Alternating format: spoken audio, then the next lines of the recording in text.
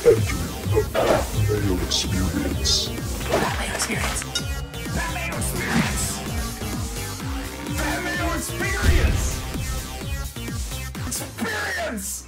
Welcome to the Pat Mayo Experience, rankings update, injury update, and the big thing, DraftKings Millionaire Maker ownership projections. That's coming up a little bit later on with Geoff Ulrich. In fact, if you just want to skip to that or skip to whatever injuries, offense, defense, the quick hits, whatever position, just use the description of the video or podcast, and there's timestamps down there. You can go do that. That's why you need to give the episode a like, because that goes a long way to help keeping the show free and provide cool things like time codes, which help people out. So you can check that. I'm live on Sunday morning, 10 a.m. Eastern Time on the DraftKings YouTube page.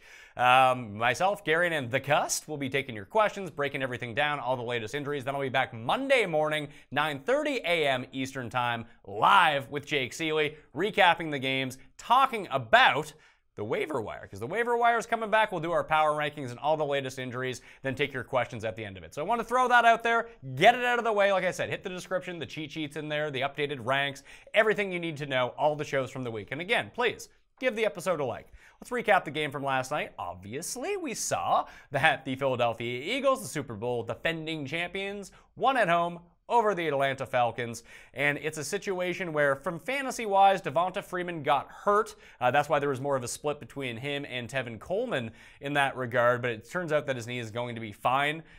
So I would still project Freeman at a little bit higher of a volume going forward, 60, 65 forward. But anyway, the Atlanta stuff, you know who the guys are.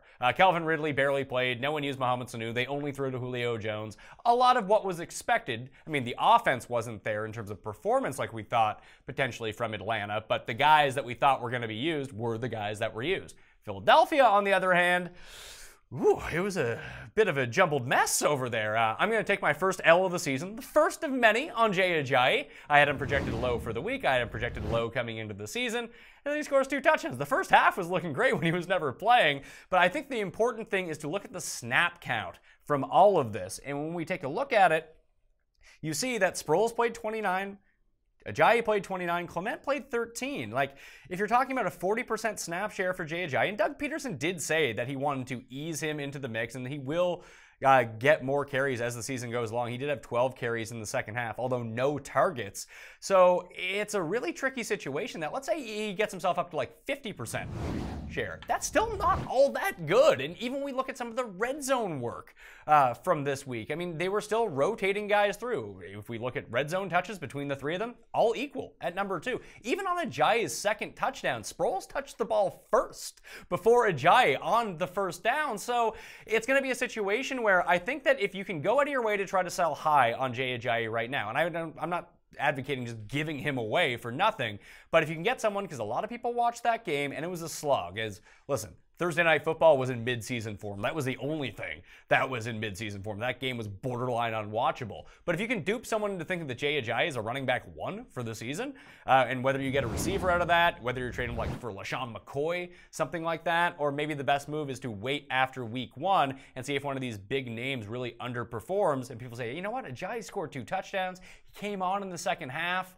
let me make the swap for you straight up. That might not work, but hey, you can at least throw those feelers out there, because I'm not buying Ajayi as like a guy that you really want to lock in every week and just have a predictable performance. He's going to be up and down. He's going to have big weeks like this, but if he's only playing 40 to 45% of the snaps in the Eagles' backfield, what happens if they fall behind in a game?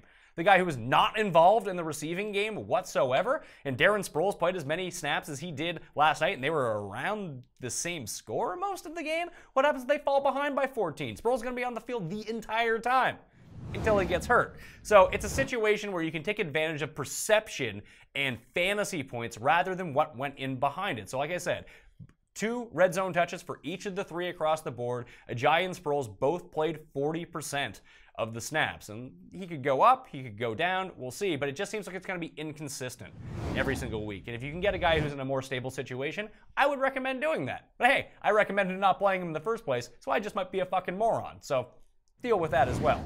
Let's get into some of the injuries that we're tracking right now. We'll start off with the offense. The big thing that I'm looking at, Oakland. This was a new one to me. Marshawn Lynch remained limited at Friday's practice with the groin injury. This wasn't even on my radar. He's still expected to play, but he might not see the big workload I was hoping under John Gruden. I have him ranked as a very, very low-end running back 2. He's in a bad matchup against the Rams. But again, this is a Monday night game, so it depends on what he does at Saturday's practice. Where with most of these guys, the Friday practice, if you're playing on Sunday, will determine what happens with them. In terms of this, you're looking at a situation where Saturday will be really what is telling for his availability. I still think he's a start, just because you might not have better options. He's a top 25 running back. In fact, he's number 24 in my rankings. Probably better in standard over PPR as well, but he's not trustworthy this week. You're kind of rolling the dice, but it is a good position for him if he comes out and practices in full on Saturday, that he's going to be fine and lead this backfield. Wouldn't worry about Doug the Pug Martin. Next up, New England. Rex Burkhead is off the injury report. Sony Michel remains on it. Burkhead practiced in full. Sony Michel was limited. He may or may not play. I do really like Rex Burkhead this week, especially if Sony Michel sits. You're going to see some Jeremy Hill in the situation. You're going to see some James White, especially on receiving downs. But I think if you're going to pick one, and one's going to be on field most of the time, he might even be on the field. And let's say James White's in the backfield, Rex Burkhead could be split out wide. It could be in reverse. If Jeremy Hill's in the backfield, you might see Rex Burkhead on the field as well. He'll find his way onto the field. They liked using him in the goal line package last year as well. So it's a situation that I think is still very positive, especially if Sony Michel sits. And even if he plays, what's Michel really going to do? A guy who could barely get to practice right now, miss most of the preseason. He's just a clear avoid, even if he does play in this situation. Also, here's a really sneaky one. The Pats right tackle, Marcus Cannon, is now questionable. He was expected to play. He may not play against the Texans, leaving them fairly depleted at the offensive line position. That when I talk to Ulrich a little bit later on, I'm going to bring up the Texans at 2,200 on DraftKings. Risky play, but potentially high upside with their pass rush against a banged up New England offensive line. On the Houston side of the ball, Aaron Wilson of the Houston Chronicle is reporting that Will Fuller's hamstring may not be as good as we once anticipated. He's going to be a game-time decision, so this is why you tune in to the Sunday show where we're going to hit the inactives. Hopefully we're still on air by the time the inactives come out. If not, the sweat starting at 11:30 on the DraftKings both YouTube channel, DK Live app, and on their Facebook page will cover all those situations. But if Fuller sits, we also have a situation where Kiki Kute, the rookie, is also dealing with a hamstring injury. He was limited on Friday. He is questionable versus the Patriots. That you might get a situation where DeAndre Hopkins is on one side of the ball, and you might get like Bruce Ellington on the other side, a whole lot of Ryan Griffin in that situation, or Vincent Smith out of Limestone College in South Carolina, the Rook, who spells his name with a Y, V-Y, instead of V-I. I've never seen it spelled that way, but I like it when you see it flash across your screen because he got a touchdown because no one else is playing against this Patriots team. You're like, that's a stupid way to spell Vincent. Kind of cool at the same time. So for DraftKings purposes, I think this is more impactful. If Fuller sits and if Kute sits, Bruce Ellington, like fire him up. He's like $3,000. Ryan Griffin, $2,800 as your tight end. You can just backdoor his way into double-digit targets in the situation. He might even be a good streamer if you're missing out on some of the tight end options as well. So these are all things to be concerned about coming into week one. So you're going to have to really pay attention to the inactives in that situation. In Indy, Marlon Mack practiced again on Friday, still limited with that hamstring. No word on whether or not he'll play. I've updated my rankings, and I'm projecting him as playing right now. So I moved down Jordan Wilkins, who I initially liked on DraftKings and is a potential flex start in the spot. But if Mack is back, I still think that Wilkins would be the running back you would want to start. Problem is, I don't think I would really want to start any of them in this matchup. It just might be too big of a split. If Mack sits, I'd be okay with playing Wilkins again as a fringy flex guy, potentially at $3,700 on DraftKings too, if you're looking for a pivot or a way to save some money at the running back position. Pittsburgh, Vance McDonald is going to sit. He's going to be out with his foot injury. That means Jesse James. I've put him into number 16 in my tight end rankings right now, but the big concern with that game is the weather. From the entire day in Cleveland, and I'm not usually one to freak out about weather, but wind and a torrential downpour does scare me. Average wind speed for that entire game as of Friday evening. Weather can always change, so check back. Another reason to tune into that live show, because we'll be updating it right live as we go in as close to kickoff as possible. But the average wind speed is going to be 25 miles per hour. Anything above 20, real dicey. Really hurts the passing game. Plus, it's going to average 2 inches of rain per hour, at least projected right now. So Jesse James might be the only part of this receiving game that isn't detrimentally affected because he only runs routes like 6 yards down the field. Very easy passes for Ben. But this game is looking like a huge stay away from a fantasy perspective right now. You might, listen, you're not going to bench Antonio Brown, but you might say, you know what? Between him and Hopkins and Evans and AJ Green or whoever it is, Michael Thomas at the top of the DK slate, you might drop down in pricing to them because it might not be an enviable situation for Antonio Brown. But Jeff and I will talk more about that a little bit later on. Carolina, banged up offensive lineman with both their right tackle and guard now. Their projected starting offensive line could both be out for this game. We know they've already lost offensive linemen all throughout the preseason. Curtis Samuel is also going to be out for this game, so potentially more snaps for DJ Moore in that spot. But does this affect Christian McCaffrey, I think, is the big question. I think from a baseline floor perspective, no, it does not, because so much of his value is derived through the passing game. But all that work we expected between the tackles, he may get it, but it may not go for anywhere. It might be all on him to do the heavy lifting. So if you thought about flexing CJ Anderson, don't, because he is not in a great spot here. And Christian McCaffrey, lower your projection on him if both of these guys sit. If they both play, then yeah, he's probably going to be fine. I'm not taking him outside of my top 10 because, like I mentioned, that receiving capability is what you play Christian McCaffrey for, but those additional 12 to 15 carries a game was really going to go a long way to stabilize him as a running back number one. If he's running behind a depleted offensive line, he may not hit them heights. And even on the other side of the ball, the Dallas offensive line is all banged up as well.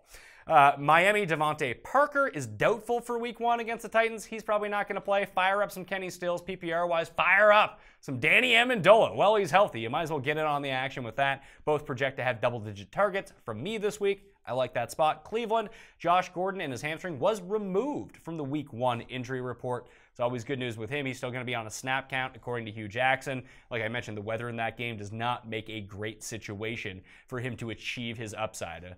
It's great that he's not hurt, so hopefully he can get out there and look good, but he just might not have the potential to really go off in this game. And finally, actually, there's two more things. Seattle head coach Pete Carroll confirmed that Rashad Penny in his hand will play in the season opener, but he's second on the depth chart behind my guy, Chris Carson. So monitor to see how he does, how he cuts into the snap share, how good he looks in a tough matchup against Denver. And Jermaine Kearse, his abdomen, who was reported to be out, did return to limited practice on Friday. Again, this is a Monday game, a lot like Marshawn Lynch. It depends on what he does on Saturday. So check the Saturday injury reports. If Jermaine Kearse is practicing again, he's probably going to play. So that means it's less of a market share for Robbie Anderson. That makes Quincy Enunwa, little Quincy, somewhat of a much worse play here, that Kearse would just be in there. And even with Terrell Pryor, that it's just taking away everything that you would expect. Austin Seferian-Jenkins, with his abdomen, looks like he's going to play as well, and he's going to be incredibly chalky on DraftKings because of the price. But again, I'll touch on that a little bit later on. On the defensive side of the ball, the really key ones that you need to know, Jalen Ramsey and his ankle, removed from the week one injury report. He's going to be good to go. I would expect Pat Shurmur to really move Odell Beckham around the field to get him away from Jalen Ramsey. And even when you look at it, Hopkins had a big game against him last year. Brown had 2 big games against him. He's not immune from getting lit, and it's usually against the very, very high-end guys. So Odell is someone that qualifies in that regard. Now, if Eli Manning has less than a second to throw the ball on every drop back, it may not matter who's covering Beckham because that ball ain't getting out. Minnesota, Xavier Rhodes and his hamstring was questionable for week one against the 49ers, but he practiced on full on Friday, so he's probably good to go. Still no word yet on if he's going to cover Goodwin or Garcon, but pick your poison between the two, because if it's Garcon, not Goodwin, Goodwin can have a huge game in the spot for the 49ers. Also, in Minnesota, the center, Pat Elfin, his ankle and shoulders out for week one, decimating. Carolina's offensive line was bad. It's already banged up, and it's getting worse. Minnesota's offensive line, also not good, now losing their center. Not a great spot, and we know that Dalvin Cook was already projected to maybe not have an entire workload. You can scale back and temper expectations on him just a little bit more as well. In Tampa, Brett Grimes strained his groin at Friday practice. He is now doubtful for that game against New Orleans, as if Tampa's defense needed to get worse. Here we go. And if you needed more reason to play Michael Thomas, there's your option right there. They now have no one to stop him on the defensive side of the ball. Some quick hits before we get to Ulrich and the ownership projections and pivots. Cardinals tight end Jermaine Gresham and his Achilles is going to be out again, or is going to be questionable against the Redskins. Probably not going to play. Good news for Ricky Seals-Jones. And Marcus Golden, the defensive end for the Cardinals, is going to be out for week one as well. Olivier Vernon, his high ankle sprain, out against the Jags for the Giants. Buccaneers first round pick Vita V and his calf ruled out for week one. Another just devastating thing for the Tampa Bay defense. They're not looking hot for week one. Cowboy center Travis Frederick and that illness that he's going through is going to be out for week one. Titans right tackle Jack Conklin coming back from the ACL tear. He's going to be out week one against the Dolphins. Titans first rounder Rashaan Evans and his hamstring has been ruled out against the Dolphins. Malcolm Smith, the 49ers linebacker, is doubtful with a hamstring injury against the Vikings week one. For Andrew Luck coming back, Anthony Costanzo and his hamstring is now questionable for week one. He's like 50-50 to play, so that's another reason that if you were anti-Andrew Luck to begin with, that might not help. It's also not helping that cluttered running back situation with the Colts backfield. And Hayden Hurst and his foot for the Ravens is out week one against the Bills. That's the injury report. Keep paying attention. Like I mentioned, we'll be back 10 a.m. Sunday morning Eastern time on the DraftKings YouTube channel, and the podcast will be up after the fact as well, so you can just have it for the last 2 hours before kickoff if you want something to listen to. We'll update the injuries then, tell you who's in, tell you who's out, and how that adjusts the rankings. All the rankings right now are updated on DraftKings DKPlaybook.com. They are in the description for this video and podcast as well. But that'll do it for that. Let's move on to the DraftKings ownership projections for the Week 1 Millionaire Maker. Joining me is Geoff Ulrich from DK Live. All right, enough of me just yammering on. Let's bring in Geoff Ulrich from DK Live to discuss the ownership percentages in the DraftKings Millionaire Maker, at least who's going to be the chalk plays. And if you want to pivot, then hey, that's on you to go pivot. But first, I kind of want to re-up on the Ajayi thing just a little bit. I think that you should be shopping him out there to see if someone's going to overreact to one game. Hey, it's 2 touchdowns, and like we mentioned before, it's only a 40% split of the snap share. Probably will go up, but it could be game flow dependent. What do you make of Ajayi from a season-long standpoint, Geoff? Yeah, I mean, he was someone I didn't have, I didn't have any shares of in best ball or any drafts like that. So, I mean, obviously seeing him go for 2 touchdowns was kind of disheartening from that perspective. But there was a reason I didn't have any shares of him. He's not involved in the pass game if you're in a PPR league. And Corey Clement and Darren Sproles are going to get some snaps. So I think this is the perfect trade opportunity. You already alluded to it. If there's someone out there who really views him as like an RB1, who's going to get all these heavy touches going forward, trade him. I mean, he's not going to get involved in the pass game with guys like Clement and Sproles there. So I think you saw his ceiling game, if you want to call it that. I think he's a great trade candidate. Go out and get rid of him this week, quite frankly, if you can. That's what I would be doing if I had him on my team. I guess the big thing is that I think a lot of people are much savvier at fantasy football than they used to be. Yeah. That they can identify the game. And listen, I was clearly too low on Ajayi coming to the season potentially here, and I don't want to overreact to the one game, but what would be a feasible trade candidate for Jay Ajayi? Obviously someone like Jordan Howard would be on that list, and obviously no one's going to give that to you. Maybe the move is to wait to see which one of these big-time performers on Sunday kind of underwhelms a little bit and make that your trade target for Ajayi to see if you can get a panicky owner. Yeah, absolutely. And I mean, look, you don't have to go out and trade him. It's not like if you keep Jay Ajayi, he's going to do nothing the rest of the year, right? I'm just saying, from someone who's anti-Jay Ajayi at the start of the year, I would definitely be looking to trade him this week. And again, you wait until the Sunday's over, you look who underperformed, who you might be able to get for a deal. And you probably won't be able to go running back for running back, because people will say, well, you drafted Jay Ajayi in the 7th round or whatever, and I took Jordan Howard in the 3rd. I'm not doing that, even though Jordan Howard went 10 yards. So you might be better off going for a big name wide receiver, maybe someone like that. So maybe someone like Doug Baldwin, who people know is hurt. Maybe he doesn't have a good game against Denver. A target like that, in my opinion. Strengthen up another part of your roster if you can. Maybe get in a cheap running back with PPR ability, right? Yeah, the underperforming wide receiver in week 1. I mean, if I could get Doug Baldwin for Jay Ajayi, that I would be all over that. But maybe some people, I guess, if he has a bad game, you would be all over that too. But yeah, the underperforming receiver might be the way to go. And it's not like I said, you don't have to trade Jay Ajayi, but if you can dupe someone into thinking he's a fringy RB1 type guy because he scored 2 touchdowns in a game that everyone watched, I think that you should try to take advantage of that. If not, no harm, no foul. You might have a pretty decent running back 2 on your hands, or at least a low end number 2 that you can plug in over and over. But let's get to the DraftKings Millionaire Maker. Let's talk about these running backs. And the site that I'm using to track the tags, they do an excellent job over there. They have ownership projections. They have the most tags of the week. And what these guys do at fansharesports.com. Again, that is fansharesports.com.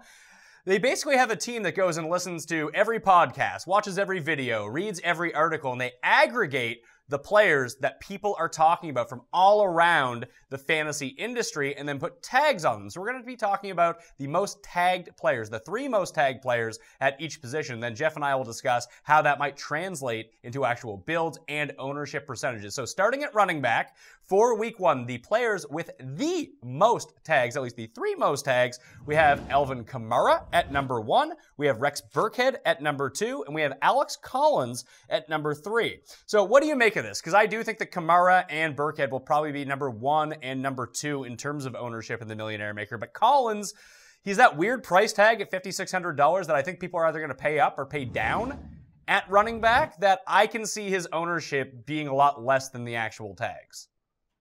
Yeah, I think it'll definitely be less than those first 2 for sure. I wasn't exactly sure where Alex Collins would end up. I mean, I think the thing is, people like the Baltimore defense this week, right? So if you like the Baltimore defense, the natural thing is, you should like their running back. Alex Collins is obviously, locked into the first string role there. Now, we can talk about the negatives behind him, the fact he's probably not going to catch that many passes and stuff like that. But the fact remains, he's probably going to be at least semi-popular this week because so many people will just say, I got to stack the RB with this defense since I'm going to roll out the Baltimore defense in such a good spot. So I think he'll be popular, but you're right. He's not exactly super cheap either at $5,600.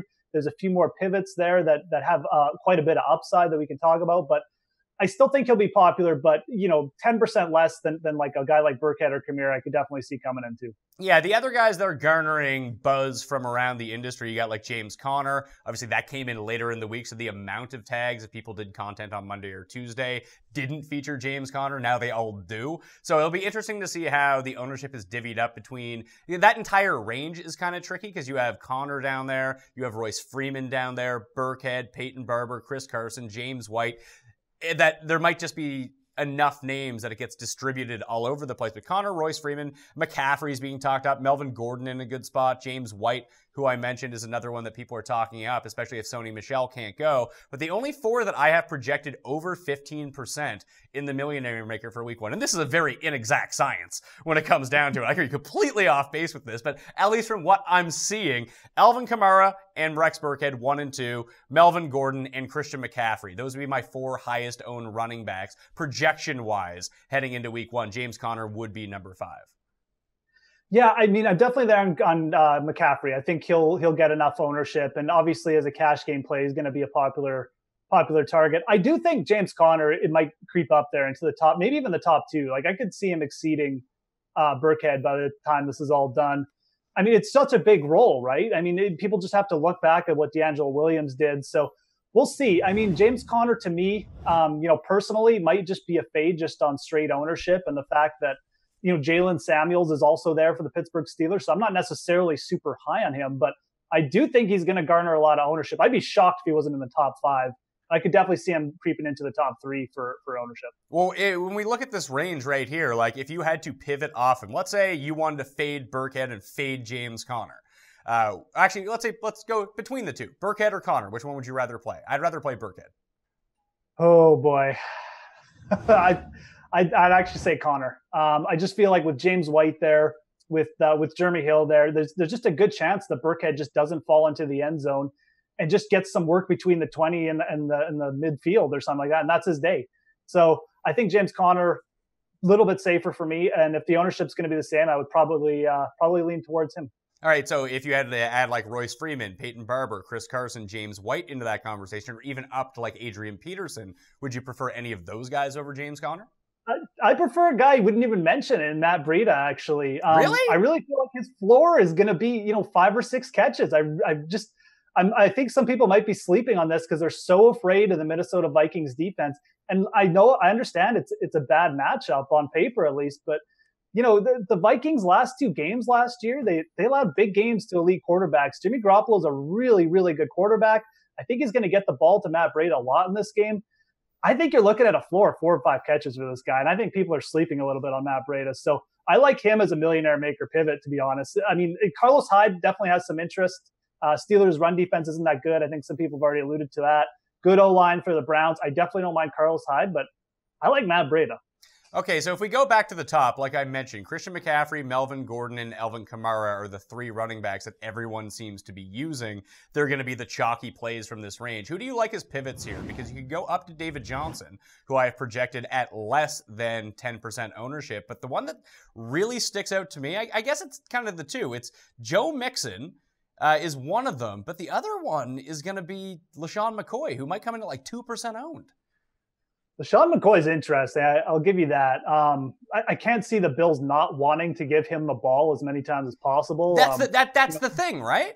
Right. So I'll give you that. I'm probably not going to go there. I'll say this. I absolutely love the Joe Mixon call. Everyone is so, and we're going to get to this when we get to quarterbacks, but everyone is really all over Andy Dalton this week and AJ Green. And like the Bengals aren't really a pass-heavy offense. If you do think the Bengals are going to win this game, Marvin Lewis as a coach is going to keep his foot on the gas. Joe Mixon, I know Gio Bernard's there, but if the defense plays well for Cincinnati, they get out in front. Why not play Joe Mixon and the Bengals defense as a tournament stack? And GPP is going to be so much lesser owned than Dalton and AJ Green. I love Joe Mixon this week as a tournament play for sure. It's the McCoy thing where if we're trying to project out volume and we don't exactly know how the Bills offense is going to work, and we know that the Ravens defense should be pretty good, but they're also 8-point dogs now in this game. They're presumably going to be throwing a lot. That I talked about this with Seeley back on Monday's show, which everyone can go check out if they still want to. Plus, they can go give that episode a like. Plus this one. Got to get that plug in. But it could just be dump off city for him. Like he could see 12 targets in this game. Absolutely. No, I mean, look, LaShawn McCoy is, people forget he's an every down back, right? Like, it's not like Chris Ivory's coming in and taking 30 snaps or 30% of the snaps in this game. I mean, LaShawn McCoy is going to be out there. He did have a little bit of injury trouble at preseason at one point, but there's been no news this week that he's suffering or anything like that. So, yeah, absolutely. McCoy and Mixon both. I mean, I think Mixon is a little bit more boomer bust, obviously, because he does have Gio Bernard there who's going to steal some snaps. But McCoy, I mean, look, if the Bills get off to a big start or something, and I know it's Peterman, but things can happen. I mean, it's the NFL, right? It's not like the Ravens are some, bulletproof team. So I don't mind McCoy at all as a swerve, especially in this range when we're talking about guys like McCaffrey, who's going to be really popular. Well, in this range, is there anyone else you can see as a pivot? Because the only one I'm really kind of digging, I like Collins just pretty objectively as a good play, but Lamar Miller is right there. It's $5,200. And it doesn't seem like anyone's on him, but everyone wants pieces of this game, but they don't want Lamar Miller. Lamar Miller for me, a cash game play, that's fine. I definitely don't mind him at this price. The guy I'm actually really big on is right above him at Derrick Henry. Miami Dolphins, 151 yards allowed per game rushing in the preseason. They were the 10th worst team against running backs last year. So the rushing defense has not gotten any better.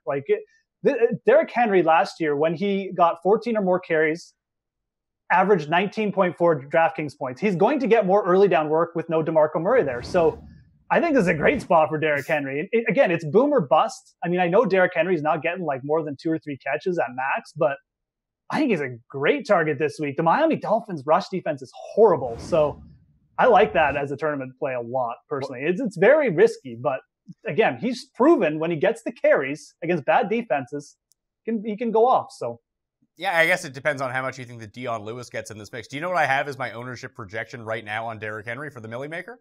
Yeah, it's got to be like 2%, right? It was actually 1%. I love it. I think it's the exact kind of play you should be looking for this week, because people are going to be condensed into these value spots and overlooking players just because they're part of an RBC. The thing is, most players are part of an RBC, but this matchup, to me, I just feel like people are really overlooking how bad the Miami Dolphins run defense is.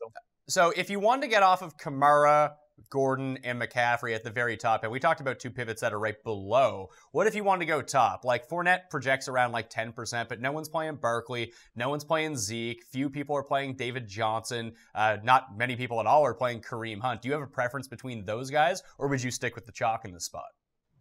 I really like David Johnson. He might even get a little bit chalky, but I don't care. He's not going to get chalky, man. Everyone's taking Kamara.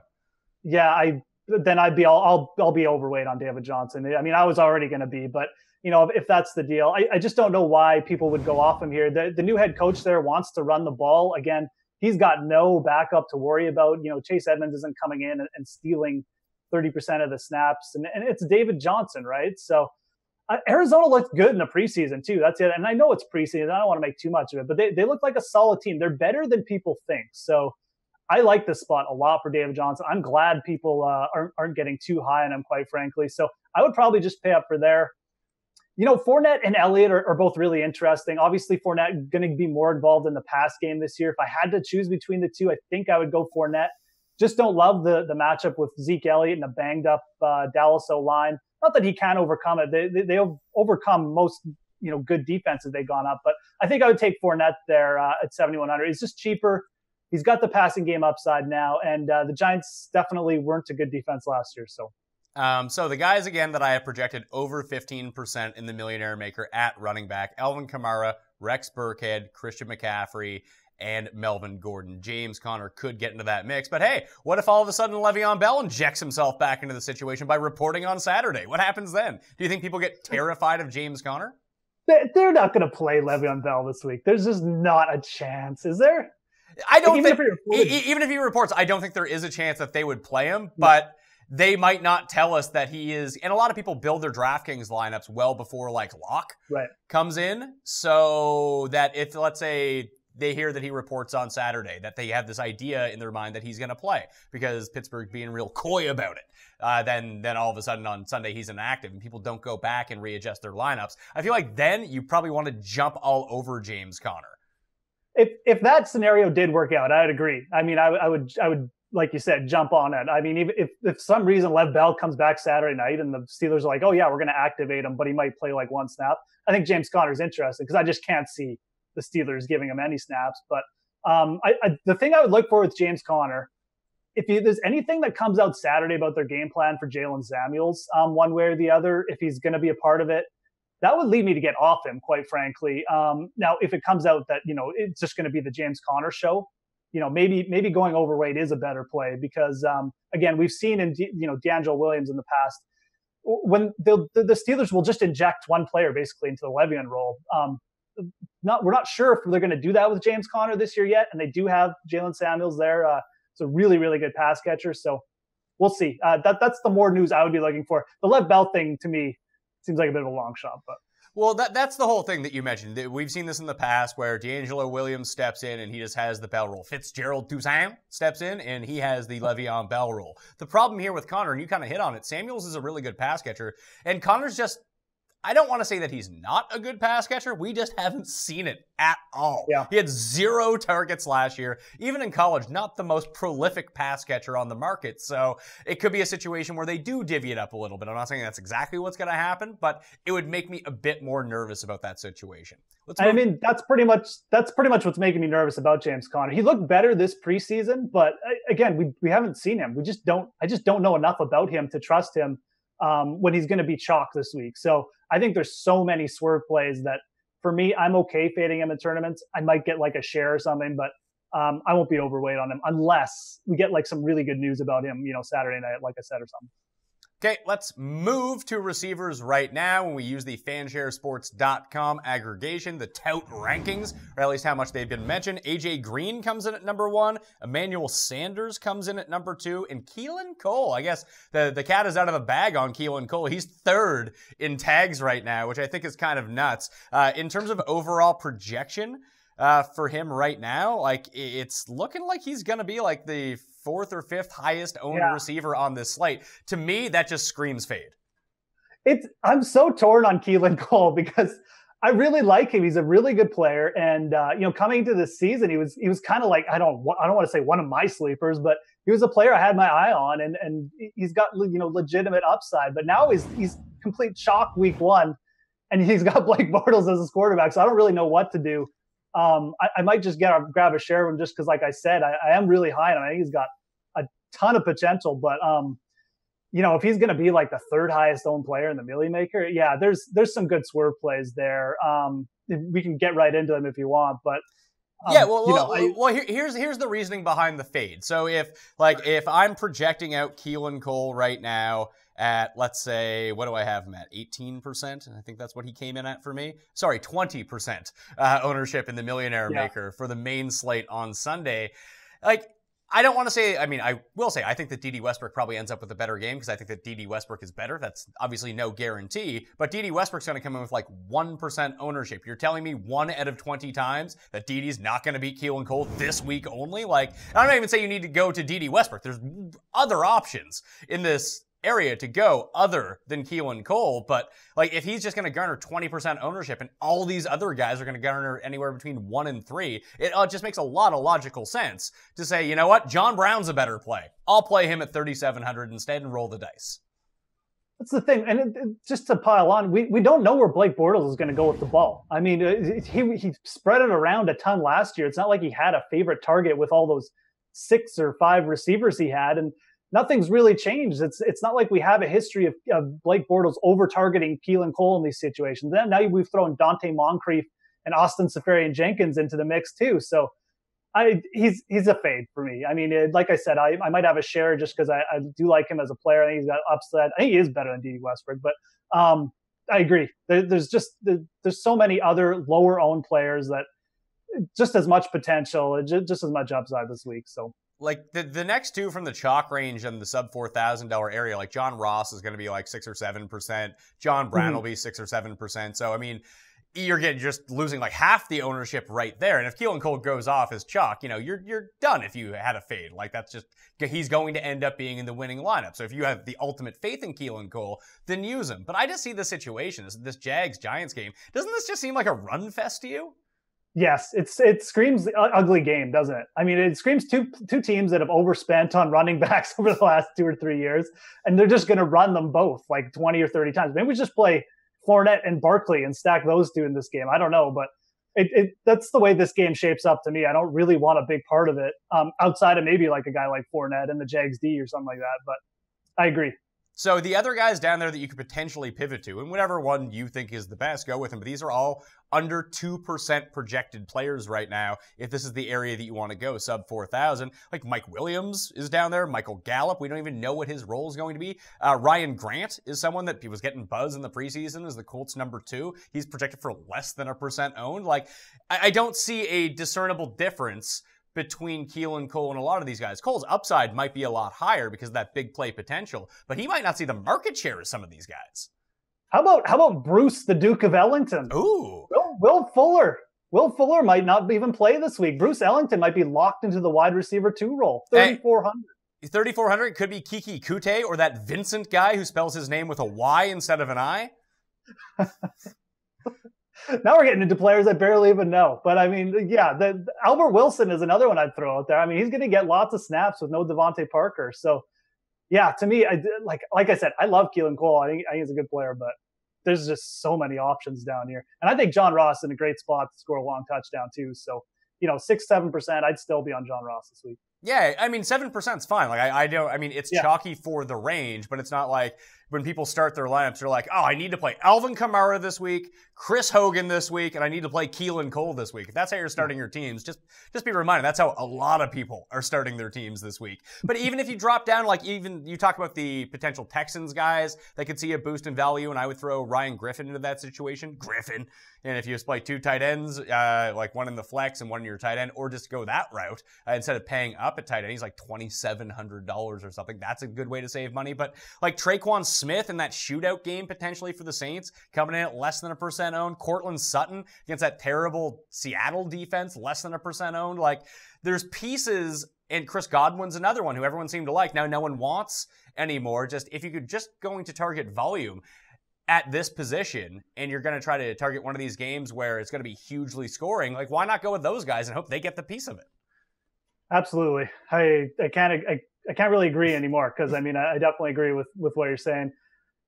There's just a ton of good spots here to target, especially for a tournament like the Millies. So yeah, and I take the absolute chalk, right? Yeah, so you don't need to take the absolute chalk in the situation. I always think that the best way to look at it is you weigh the gaming ownership is one thing. If you're locked in on a guy and he's going to be 90% owned, then use that guy. I'm far more likely to play a super chalky low-end running back for the savings than a receiver, just because it's far more inconsistent at receiver. It depends on game flow. It depends on the quarterback that day. And we don't even know how the Jags are going to run out their offensive system, because now that Austin Seferian-Jenkins looks like he's going to play, now he's in the mix as well as someone else just to take market share away from Keelan Cole. So I'm not here to talk you off of Keelan Cole, but I'm saying that if he's projected at 20% and the 10 guys around him are projected at 1%, you have to weigh that option. That if I take the 1% guy, how many times out of 20 does he beat Keelan Cole in this specific week? And the answer for all of them is well above 1. It might be 3, it might be 8, but either way, that's how you use ownership percentage to game the system a little bit and get people off. So if Keelan Cole busts out and he's 20% owned, then 1/5 of the lineup in the Millionaire Maker are basically dead. If you have the guy that goes off there and they all have the chalk bomb who no one has, but you need to be able to identify those guys, and it doesn't apply in every situation to every single player, but for a complete unknown to have this much chalk at that price, pass for me. Let's go back up to the top. Like I mentioned, everyone's playing AJ Green. Everyone wants to play Michael Thomas. He's another one that everyone is really in on. I'm playing AJ Green regardless of the chalk. I just think it's too good of a spot. But I think that when we get to quarterbacks, like you had mentioned earlier, that everyone's playing Andy Dalton because of it now too. Yeah. Yeah, I mean, it's, again, I think the Joe Mixon Bengals defense is a good pivot off of this chalky AJ Green, Andy Dalton stack. And I'm not, again, it's kind of like you're saying. I mean, I'm not going to talk people off AJ Green this week because it's a good spot, but let's go through the options. I mean, Keenan Allen is right above him at 7,500. He's going to be like half owned. You know what? I don't know about that. I think Keenan, the way that I have it projected in order right now is Brown, Antonio Brown, Keenan Allen, Michael Thomas, Keelan Cole, and then AJ Green. Okay, so you've got Green and Allen pretty close. Yeah, and I could see that. I mean, I can obviously understand that. I mean, it's a fantastic matchup. Kansas City, one of the worst secondaries. So, I think the problem up top this week is that who really isn't the chalk? Are people not going to play DeAndre Hopkins? They might not. There's been because I had Hopkins ranked at number 2 this week, and then it's just like, how dare you rank him at number 2? He's definitely wide receiver 6. It's like, well, you're playing him either way. It doesn't really matter. They're like, but Bill Belichick shuts him down every time, and yeah, he hasn't had a ton of success against Bill Belichick in the past. That is actually true, but he's still DeAndre Hopkins, right?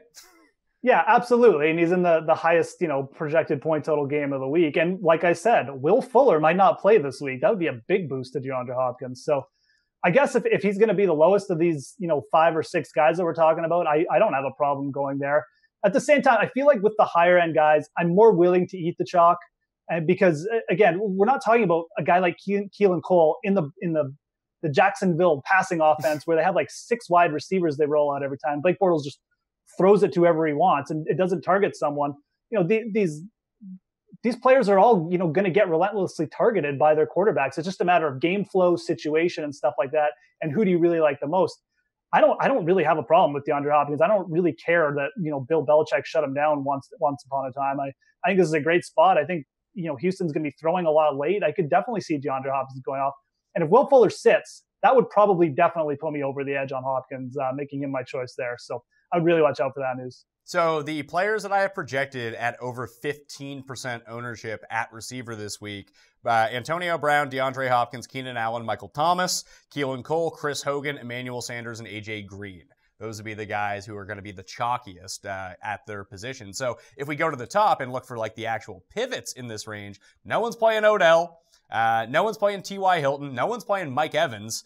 And no one is playing Doug Baldwin at all. I know it's a bad. Evans and Baldwin both just draw horrendous matchups, but they both project to be in really good passing situations in terms of volume. So does talent overweigh the matchup potential? The talent plus volume overcome some of these matchup problems? Or do you think it's better to look at the secondary choices in this offense like Godwin or Deshaun Jackson or Tyler Lockett or Nick Vannett potentially at tight end for the Seahawks, Jaron Brown? Or do you think that those top end guys, you get savings off the top end guys anyway, but do you think they could really come through? I mean, here's my take on this range. First of all, I'll be overweight on Tyreek Hill. I just feel like the way he was targeted by Patrick Mahomes in the preseason, it's just a precursor. I think he's going to get way more targets than he did last year. And he's just an uncoverable, almost matchup proof player that, I think he's just going to be a great play all year personally. So I'm down on him for week 1. But of those other players you mentioned, I understand that sometimes, the talent of these wide receivers can overcome bad matchups, but just remember Ryan Fitzpatrick is throwing Mike Evans the ball this week. I just can't go there personally. Mike Evans can also sometimes be a bit of what you call like an inefficient wide receiver with drops and just not really overcoming some of these tougher matchups sometimes in the past. If I was going to pivot to one of these players, Odell is interesting, obviously with the big play potential. I would actually go to Baldwin. He's got Russell Wilson throwing him the ball. And again, Wilson will target him just like Ben does with Antonio Brown at times. So I know the matchup's terrible. I'm not saying you should go out and be like 50% Doug Baldwin in your lineups or something. But again, you roster like Doug Baldwin twice out of 50 lineups, you're going to be overweight this week. So I don't mind that play, quite frankly, if you're looking for like a 1% owned guy. I also don't mind Steph Diggs down here, though. Well, that's what I was going to bring up. I have Steph Diggs projected around 8% right now. I have Thielen around 15%, which is kind of crazy that Thielen is more expensive and going to be double the ownership. I'll take Steph Diggs 100% of the time in this situation if it plays out that way. Now, I can just be wrong about this, so deal with that. But in this situation, like maybe Diggs is the guy and even T.Y. Hilton as well. Like why does no one want to play T.Y. Hilton at home? Yeah, it's a tough matchup and Andrew Luck really didn't look good in the preseason. That's kind of why I'm off him. But yeah, if he's going to be like 5 or 8% owned or even 10% owned, it's really not a bad play. Obviously pair him with Andrew Luck if you're going to do that, because the way T.Y. Hilton goes off by catching 50-yard touchdowns. So, I can't really say anything bad about him if he's not going to be uber chalky. It's not really for me, but I understand the move at least. And I will agree. I'm kind of shocked if Thielen is more expensive or is higher owned than Diggs. I guess people are just going off what happened last year, but Kirk Cousins showed a pretty good rapport with Diggs in the preseason. So I would personally be on Diggs, especially at low owned. Yeah, the other one who's sort of like going to come in low owned there is Larry Fitz. It just seems like, I've played Larry Fitz millions of times. I don't need to play him this week. Yeah. Man, I never played Larry Fitz, and it burned me like all last year, but I'm just going to go again and not play him. I do feel like the new coach and this matchup isn't really the best. New coach is going to be run heavy. I'm just going to be targeting David Johnson, maybe the defense in that game, and that's it. But Fitz will probably drop another 110 catches and make me look like an idiot. So I don't know. The only one that could throw a wrench into this entire situation is Will Fuller with that hamstring if he doesn't play. I had him projected around like 6%, 7%, that his salary goes somewhere else. And I really like where Kenny Stills was lining up with no Devontae Parker. He was going to come in at like sub 5%. I have a feeling if people don't put their Fuller money onto Sanders, who's right below him, who projects to be like 20% owned, they might just go to Stills instead and bump up his ownership. I still like Stills though. Let's hope Fuller plays then, Pat, because I love Stills. I like Stills as well. In 2016 with Tannehill, and I didn't realize this, I think 9 or 10 touchdowns. He had 7 games with 40 yards or more and a touchdown with Tannehill. That's really good. No Devontae Parker. I mean, I'm not screw Danny Amendola. I'm playing Stills this week. The other last thing to touch on here, because we didn't bring it up because we didn't really talk about any running backs on Cleveland, but we did talk about James Conner a little bit, and this affects Antonio Brown, who's going to come in as mega chalk, but no one's playing Josh Gordon, no one's playing Jarvis Landry, but the rain and the wind in this game is looking outrageous, at least how it projects on a Friday evening. Now, that might change completely by the time that Sunday comes around, but right now it looks like it's going to be a consistent 25-mile-per-hour wind with gusts that are more and have like 2 inches of rain per hour. Like that game could be an absolute slogfest. The over-under has already dropped 3 points on Friday. Yep. Really sucks. I really wanted to target, pay up for all three of the big, like Antonio, Juju, and Ben Roethlisberger in this game. But yeah, the weather is just, it might be a straight fade for me. And I would really keep an eye on that. So, if Antonio Brown's going to come in at like 15% and the weather stays the same, I'll be fading that 100%. So I think I might too. And then we'll just all and then we'll be like, oh, we're so clever for fading Antonio Brown because it's bad weather. It's like 17 catches, 270 yards, and 3 touchdowns. Like, God damn it. Yeah. It is a shame. I mean, I will say this. I like the Steelers in that spot, in that game too. But a lot of people seem to be on the Browns, but that's another conversation. I'm on the Steelers with you. That line has dropped down to -3.5 now. It's ridiculous. I mean, do people do they know Hugh Jackson and Greg Williams are still there? I mean, I don't understand the line. Well, if the line is condensing and the over-under is dropping and there's huge win concerns, the plus 3.5 is more enticing. I still like Pittsburgh in that game. But if it's going to be lower scoring, then the points are usually always the play when you're getting more than a field goal. But I shall not be deterred on Pittsburgh. I still think they win, but I think this is... I can see this being like a 17-10 game, something stupid like that. Like Ben throws 2 picks to keep Cleveland in it, but then he completes one big play, probably to like Jesse James at this point. And it's like, oh, great. Super. I mean, I'm doing the live show on Justin Sunday Hunter. Yeah, I'm doing the live show, or Xavier Gimbel, or what the hell his name is. I'm doing the live show on Sunday morning at 10 a.m. on the DraftKings YouTube page. Me, Gary, and Cuss. So we'll talk about, that's the one big weather situation to watch. I'm not usually one to panic about weather as it pertains to football, but high winds and a lot of rain does concern me. Unless you get like a Colts-Buffalo situation from last year. It's like, oh, they're playing in 4 feet of snow? Excellent. It's not like it's a flurries out or something like that. But that would be a concern, and I would be more inclined to fade that game completely and then live with the results at the end. Yeah, absolutely. I agree 100%. That's the route I'm taking. If I wake up Sunday morning, nothing's changed, all the Pittsburgh guys are probably going out in my lineups. All right, quarterbacks. We keep alluding to it. Andy Dalton comes in number 1 in the fansharesports.com sentiment tags for the touts around the industry. Drew Brees comes in at number 2. Then he's on the case. It's Case Keenum.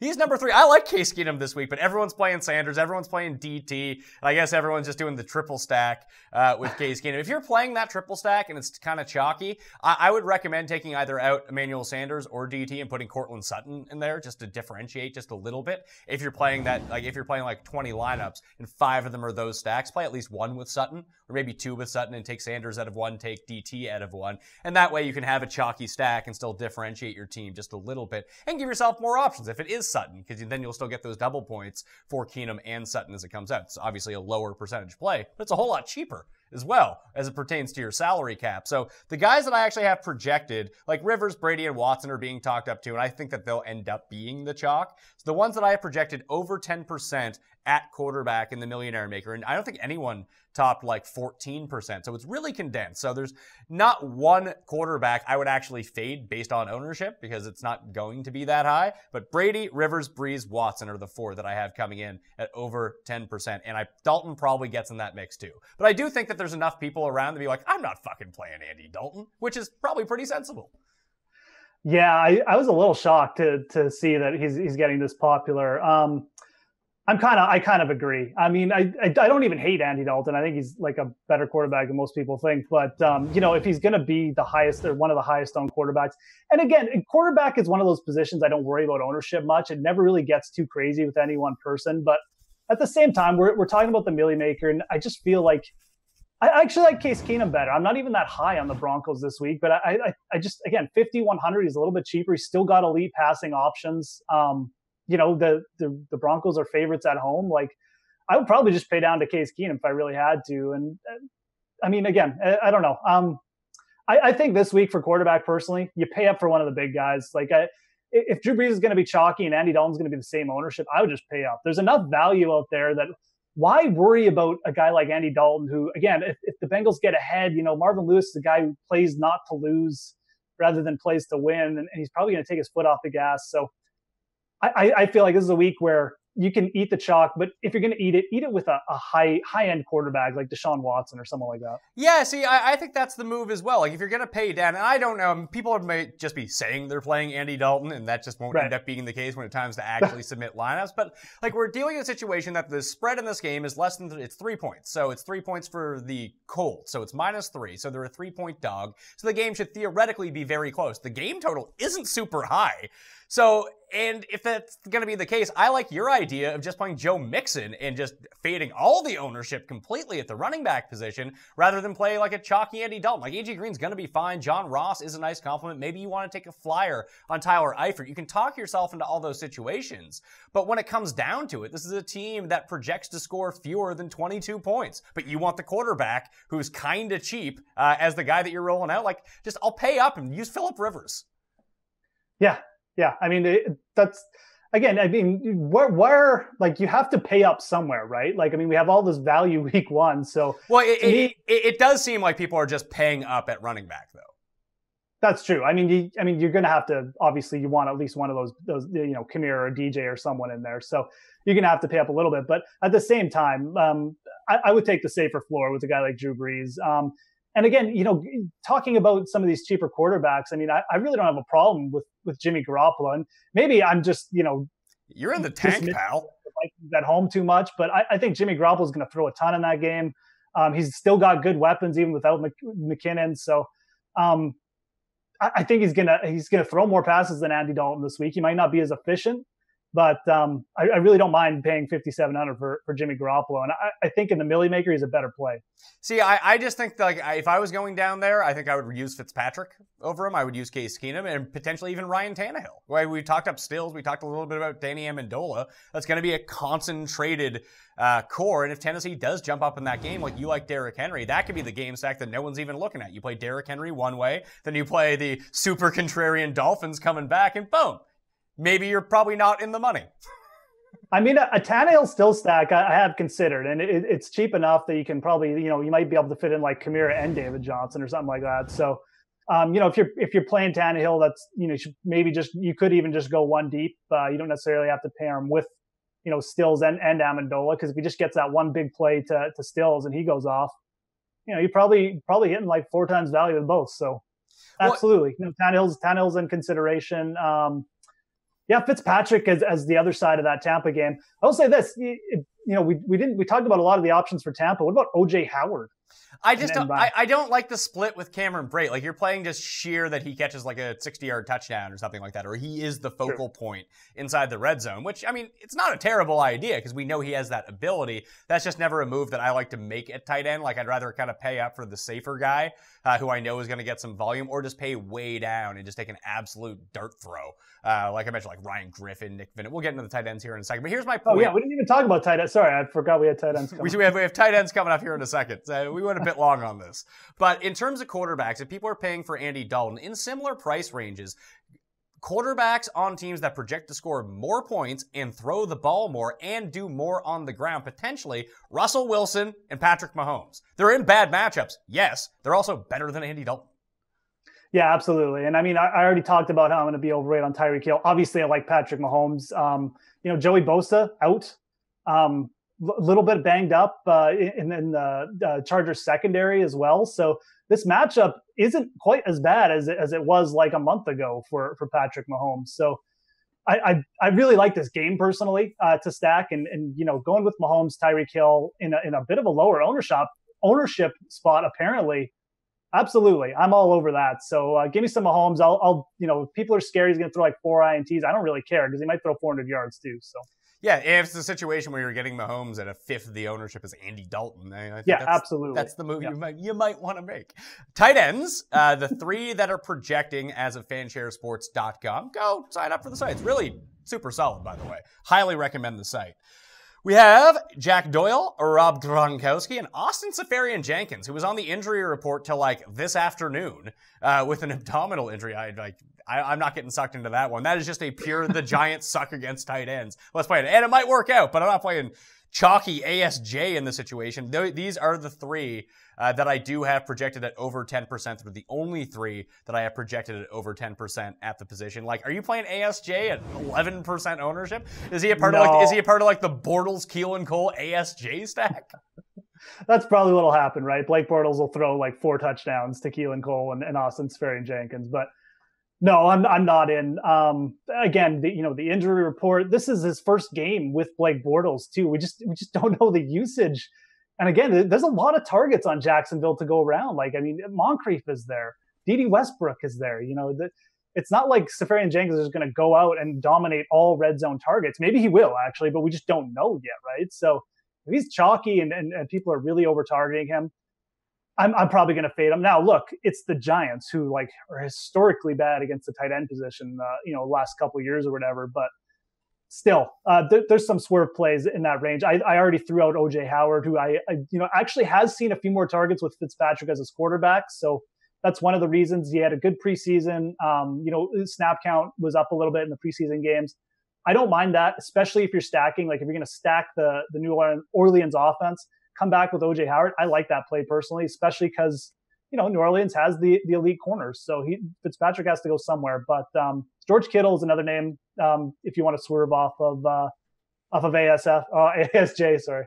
Yeah, so the other guys in that area you can go to as well when it comes down. Like Vance McDonald is going to miss the game, so you could just use Jesse James if you really wanted to. That's even. Right. I know he said like fade that game if the weather's bad, but if someone stands to benefit and he's on the field all the time, it's like the 3-yard throw to Jesse James, who also lit up the Browns week 1 last year as well. Like Ricky Seals-Jones, no Jermaine Gresham, he's only $3,000. I still don't hate Ben Watson. The Saints are going to score a ton of points. It could be him who gets in on it. You mentioned George Kittle. I like Nick Vannett for the Seahawks. I don't think that's really the end of the world play. Like someone is going to catch a pass for Seattle. Shockingly enough, Denver's defense is not so good. They're not going to throw just a complete blanking of Russell Wilson in the throwing department. He's not going 0 for 45 for the game. So someone needs to make a catch. It could be Vannett because Ed Dixon is out. So there's a lot of different things that you can look at. Like Jesse James is $2,700. I mentioned Ryan Griffin. He's $2,800, especially if Fuller's out. Potentially a tight end throw for Deshaun Watson becomes very easy. So I think they're either equivalent or potentially better options at the same price that are anywhere from half to a tenth of the ownership of Austin Seferian-Jenkins. Yeah, no, absolutely. I mean, that Jesse James play is definitely something to look at this week. You already mentioned it. And the Browns, I mean, look, the Giants, we talked about the Giants being bad against the tight end. The Browns are horrible. So, Greg Williams, just loves to leave the middle of the field wide open for a guy like Jesse James. And again, the messy weather, it's probably only up his target count. So he'll definitely be on my radar. I don't even care if Jesse James got up to like 10%. He's so cheap, he'd still be on my radar. Mike Gesicki, I don't really have too much love, but the upside is there, I guess, from a player perspective. He didn't show any connection in the preseason, so I don't even know why I threw out his name, but he's someone to consider at under 3K, I guess. I guess, and like everyone's using Gronk if they're paying up. I don't know if I would go to Kelsey, but if you're playing Mahomes and you're playing Hill, you might as well play Kelsey along at the same time and just hope that stack works because no one else is playing it. But the guy that I would be going to is Delaney Walker, I think. I like him at $4,900. It's big savings off of Gronk. It's $2,000 worth of savings because everyone's kind of using Reader Doyle from that mid-3 to upper 3, and then everyone's just paying up for Gronk. And everyone in that middle section, whether it be Kyle Rudolph, whether it be Greg Olsen or Delaney Walker, just no one's using them. No one's using any Evan Ingram, but I think of those guys, I'll throw Kelsey onto the Gronk tier because they're so expensive. But if you are paying down, Walker would be my preference. Do you think Walker's going to be really popular, though? I don't know. 4%. Really? Yeah. See, that kind of shocks me. I mean, he's actually lower in the, I won't throw it out there, but he's a little bit lower than I thought too in the tags. But because the matchup is really good. I mean, Miami is again, we're talking about all these teams bad against the tight end, but Miami is definitely, top 5 in terms of horrible teams guarding against the tight end. And, Delaney Walker, sure, he injured a little bit in the preseason, but it definitely didn't hurt his practice or anything this week. He's not even really questionable for the game, I don't think. So, I'm 100%. If I'm wrong about the Delaney ownership and he's projecting out this low, he would be my target there. I mean, I've seen some love for Kyle Rudolph, who will probably be really low owned too, but I'd take Walker. Walker's got athleticism too. He's a guy who can catch a 40-yard pass. He's not like Kyle Rudolph, who only becomes useful when they get inside the 10-yard line. So I absolutely, low owned Delaney Walker this week. I'll be over that. See, the whole thing is it's the price point. So everyone's either paying up for Gronk or just paying down and punting the position that all these mid-tier guys are going to come in with lower ownership than I think that maybe people initially thought when they looked at the slate. Finally, defenses for week 1. It's going to be the Ravens. They would be my pick to be by far the highest owned. Playing Nate Peterman, big favorites at home against the Bills. It's not to like here. So they're number 1 in tags. New Orleans is number 2. The Chargers are weirdly number 3. Some of that's positive, some of that's negative, but it is the price point, and that's going to go down now that Joey Bosa will be inactive for this game. So I don't love them this week. I do think that in the season long, you pick up the Chargers defense, even if you don't play them this week, because they get the Bills in week 2, and Bosa will probably be back for that game. And that seems like a really good spot. We saw what they did to him last year, so that's a nice move. I'm still playing the Ravens, but I project them to be around 30% owned. Yeah, I just always fade high-owned defenses. I just pretty much make that like a living of mine. It's not really a living. It's more like a losing because it usually never works out. But, Ravens at 3,800, 30% owned. For me, I'll just be, targeting some of these defenses under 2K or under 3K, excuse me. I threw out the Bengals. I mean, I just don't understand why people like everything about the offense. They think the Bengals are going to go off, and then they don't like the defense. They have some of the best pass rushers in the game, and guess what? The Colts O-line is horrible. Like Andrew Luck was getting sacked left and right in the preseason again. I love the Bengals at 2,700. They're probably my favorite cheap D of the week. I like the Tennessee defense. They're pretty cheap. I think there's going to be too much running in that Carolina game to really make an impact for their defense, that you want the upside of potentially getting to the quarterback, forcing turnovers, getting sacks. The one that, no one's going to use them because of, they're playing the Patriots. So why would you use anyone against the Patriots? That Patriots offensive line is dinged up. If there's a chance to catch them, especially with a team with an awesome pass rush, the Texans are only $2,200. That's ballsy. But they're $2,200, but if when you're scouting out defenses, and this could completely blow up and the Patriots score 55 points or something stupid. But if you're trying to project out these lower end defenses, especially the cheap ones, what do you want them to do? You want them to be playing a team that's going to pass the ball a lot. Check. You want them to be playing against a team where they can get to the quarterback potentially because of either a bad offensive line or an acceptable pass rush. In this case, it's double check. And they have a banged up receiving core and a banged up running back core. And this game projects at least to not get so out of hand that teams aren't going to stop passing ever. Brady can still score 35 points, but he could throw a pick or fumble the ball or something like that. We saw Philadelphia get to him in the Super Bowl. Their offensive line is now worse than it was at that time, and they're playing a better pass rush. Yeah, look, the Texans have the playmakers, right? They have Watt and Clowney to sack, return touchdown or something like sack, fumble, return touchdown, something like that to occur. So I can't write it off completely. It's pretty risky, obviously. I think people know that who are watching this show.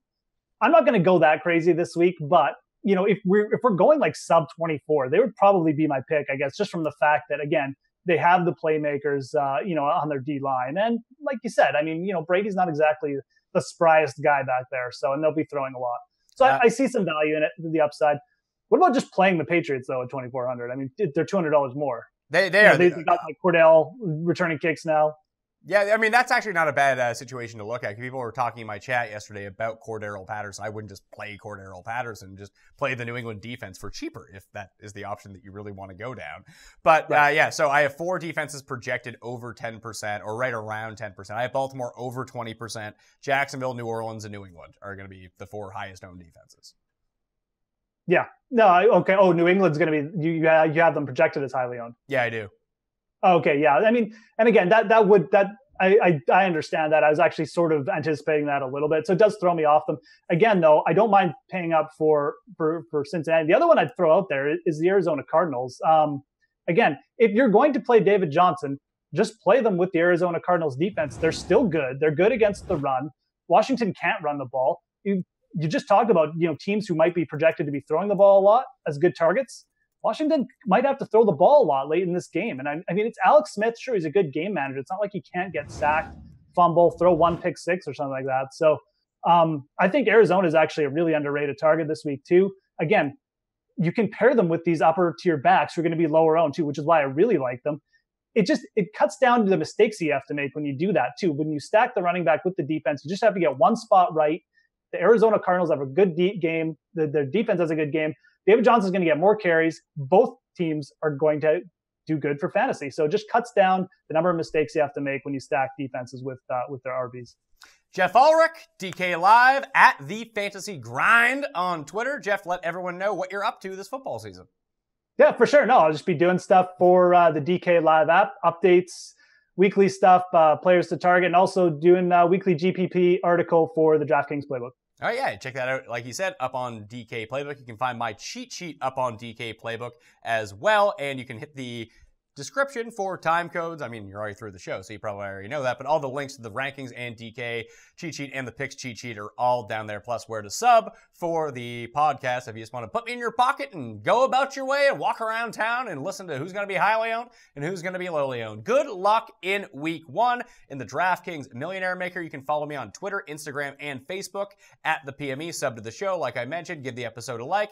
And I think that's going to do it. Check me out again Sunday morning, 10 a.m. Eastern Time, DraftKings YouTube channel, live chat with Gary and the cast. Then Monday, waiver wire show, 9:30 a.m. live Eastern Time on the DraftKings YouTube channel with Jake Seeley. You'll want to be there for all of that. And even if you're not, just give it a click and a like and just bugger off afterwards. That way it helps me out, and you don't have to spend all the time listening to bad advice. So thank you for watching.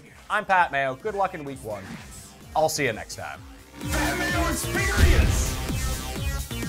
Experience!